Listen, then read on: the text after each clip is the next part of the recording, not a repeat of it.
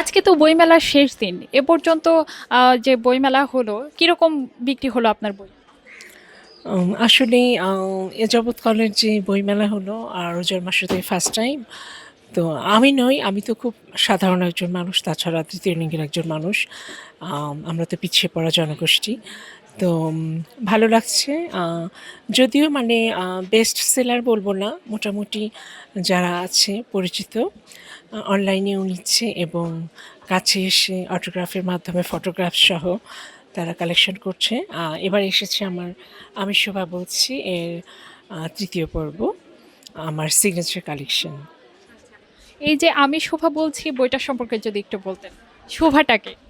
শোভা হচ্ছে আমি খুলনার মেয়ে, একজন তৃতীয় লিঙ্গের মানুষ।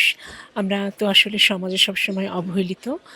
তো সেই প্রতিকূল অবস্থা পার হয়ে আম এসেছি এবং আত্মপ্রকাশ করেছি আমি ২০১৮-তে আমার শ্রাবণ সন্ধ্যায়। তারপরে এসেছে আমার বৃহন্নলার কাব্যকথা এবং আমি শোভা বলছি ১-২ এবং সিগনেচার কালেকশন। তো অনেক ভালো লাগে আসলে।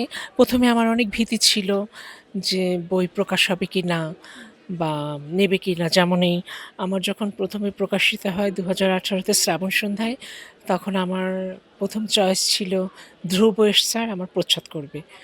তো উনি তো আসলে সবার প্রচ্ছদ করে না।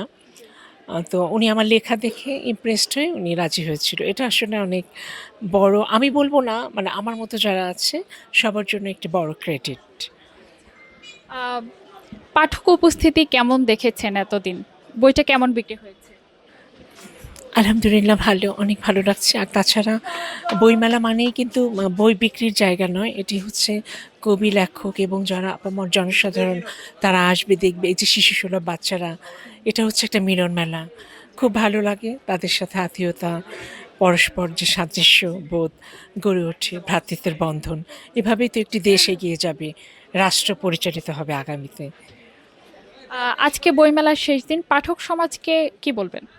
আমি বলতে চাই যে আপনারা আসুন, সুস্থ সংস্কৃতি আছে তাকে ধরে রাখুন এবং আমাদের যে এখন ডিজিটাল যুগ, যে মোবাইল অ্যাপসের মাধ্যমে ইন্টারনেট সবাই যে ডুবে আছে, আসুন আমরা শিশু, কিশোর, বৃদ্ধ যারা আছে যার যার পছন্দ অনুযায়ী আমরা সেই রবি ঠাকুরের ভাষায় বলতে হয়, দাও ফিরে সে অরণ্য, লও এ নগর। একটা প্রেমের কবিতা যদি আমাদের শোনাতেন।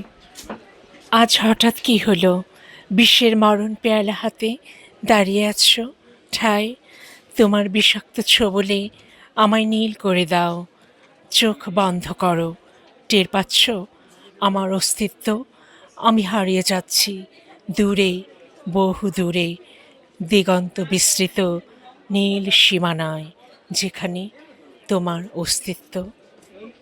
আপু এত সুন্দর করে কথা বলেন কিভাবে? আসলে আমি যেহেতু খুলনার মানুষ আর তাছাড়া আমি ২০১৩ সালে জাতীয় পর্যায়ে আবৃত্তিতে জাতীয় শিক্ষা সপ্তাহে ফার্স্ট হয়েছিলাম গোল্ড মেডেল সহ। এটি হচ্ছে একটি ক্রেডিট। আর তাছাড়া শিল্পকলার প্রত্যেকটি মাধ্যমেই আমার বিচরণ রয়েছে। আরো একটি প্রশ্ন, আপুর রূপের রহস্য কি? না, আমার পরিষ্কার পরিচ্ছন্নতা, তারপর ভালো লাগা, মন পরিষ্কার থাকা ভেতর থেকে, এটাই মনে হয় যে আমার পরিশুদ্ধি। কি পরিমাণ প্রেমের প্রস্তাব পাওয়া হয়? অনেক প্রায়ই প্রেমের প্রস্তাব প্রতিনিয়ত।